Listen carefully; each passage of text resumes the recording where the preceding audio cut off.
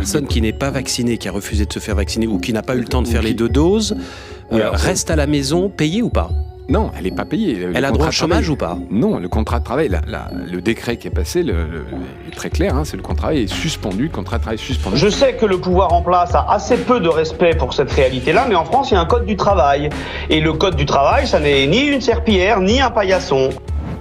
Aujourd'hui, Blast fait un focus sur la question du droit du travail par rapport au pass sanitaire. Depuis le 30 août, ce dernier est obligatoire pour les salariés en contact avec le public et depuis le 15 septembre, il l'est pour le personnel soignant. Le risque encouru pour la non-présentation de ce pass est la suspension de leur contrat et donc de leur rémunération. Notre invité, porte-parole de la CGT, interpelle sur le sujet depuis plusieurs semaines.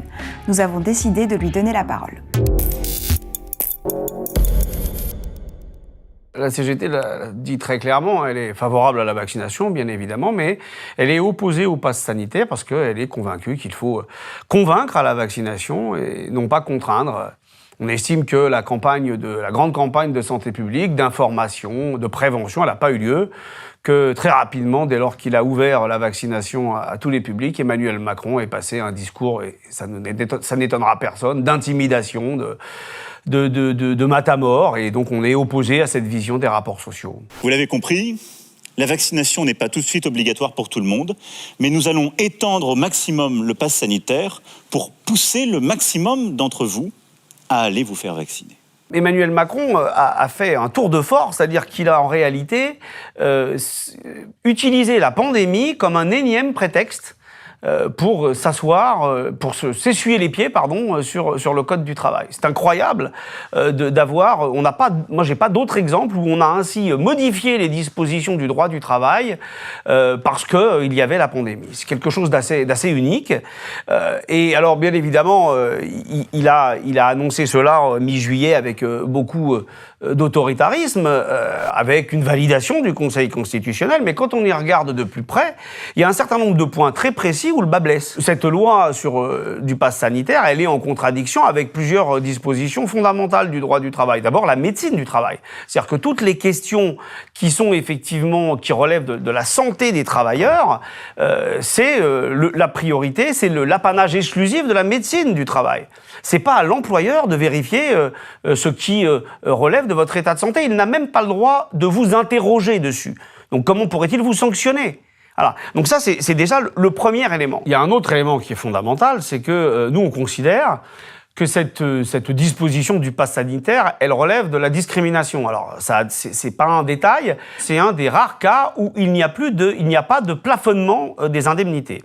Et nous, on estime que cette disposition relève clairement de la discrimination.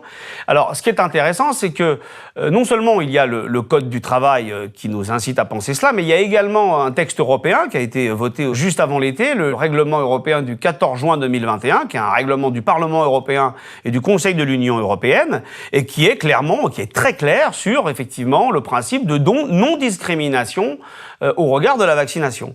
Et ça, c'est très intéressant parce que moi, je suis pas un juriste, mais là aussi, on a réuni notre secteur juridique et il est intéressant de souligner qu'un règlement européen, c'est pas comme une directive, il n'y a pas besoin d'une transposition dans le droit national, ça s'applique directement. Donc n'importe qui peut se prévaloir de ce règlement européen qui a donc une valeur contraignante. Donc voilà pourquoi nous pensons, en tout cas à la CGT du Val-de-Marne, qu'il y a clairement des angles d'attaque pour effectivement gagner de la jurisprudence. Nous, ce que nous disons aux responsables patronaux, c'est attention.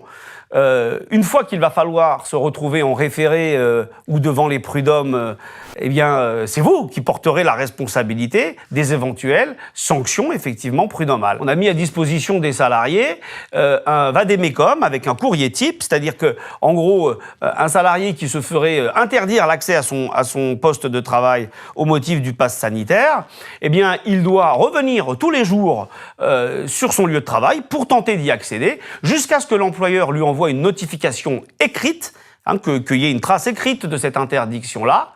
À partir de ce moment-là, il doit y avoir une convocation au bout de 3 jours, dans lequel l'employeur doit confirmer effectivement cette sanction. À partir de ce moment-là, nous, ce que nous proposons aux salariés, c'est effectivement d'envoyer un courrier type, dans lequel il refuse cette sanction-là, et ensuite de, bien sûr, saisir le référé au prud'homme pour justement là, lancer une procédure juridique au prud'homme. Bien évidemment, la CGT est tout à fait disposée, dans le Val-de-Marne, à accompagner le salarié dans cette procédure. Et il est intéressant, enfin, moi je peux vous dire ce qu'il y a sur le terrain du département.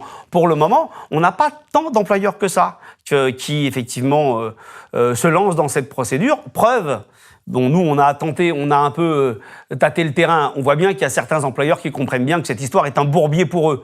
Et qu'une fois s'ils mettaient en place cette disposition-là, eh bien, ils se retrouveraient seuls et ils n'auraient pas Olivier Véran ou Emmanuel Macron dans le box avec eux pour effectivement, assumer la responsabilité de la situation. Je dis simplement que je ne pense pas que le gouvernement ait agi dans une volonté, comme vous l'avez précisé d'ailleurs tout à l'heure, d'opposer employeurs et salariés. Je dis simplement qu'il a agi une fois de plus avec ce qu'il sait faire, par grande masse et par méconnaissance du tissu économique de son pays. Nous, on est convaincus qu'il faut se faire vacciner. Moi, je suis convaincu qu'il faut se faire vacciner.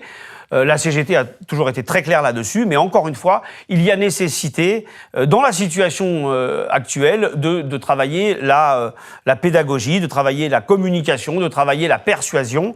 Maintenant, clairement, ce pass sanitaire, il faut en obtenir la levée et se mobiliser contre cela. Les personnels soignants l'ont fait, je le rappelle, le 14 septembre, il y avait une grande mobilisation des personnels de santé. La CGT Santé y avait appelé pour toute une série de questions, les conditions de travail, les conditions de rémunération, mais aussi l'obligation vaccinale. Alors que nous étions des héros il y a quelques mois, aujourd'hui, nous serions ceux qui freinent la vaccination. C'est faux. On considère que l'obligation vaccinale des soignants est une manière, effectivement, de les stigmatiser, et on considère que le pass sanitaire est effectivement une manière, encore une fois, de contraindre et d'empiéter sur les droits des travailleurs. D'abord, on a eu, avec ce pass sanitaire, une immense usine à gaz qui a, effectivement, pollué, littéralement, le débat public, au lieu d'avoir, là aussi, je pense, une gestion de la pandémie qui soit quand même qui se fasse pas forcément sous l'angle de l'autoritarisme et de la culpabilisation. Partout,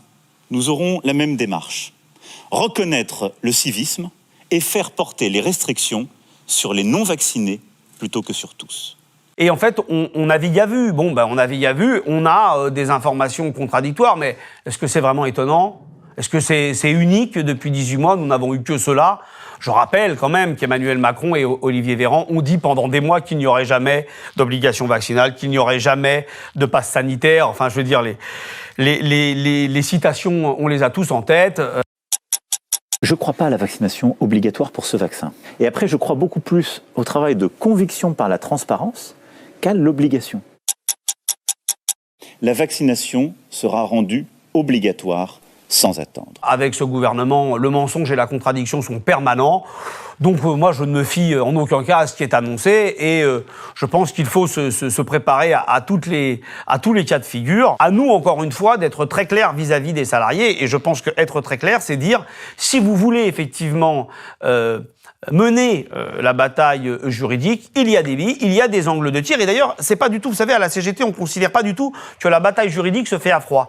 La bataille juridique, on l'a toujours mis en place en parallèle et en convergence avec les batailles revendicatives. On a des outils, on sait quoi faire. Et maintenant, effectivement, on observe ce que fait le gouvernement avec beaucoup de vigilance parce qu'on sait qu'avec lui, tous les coups tordus sont possibles.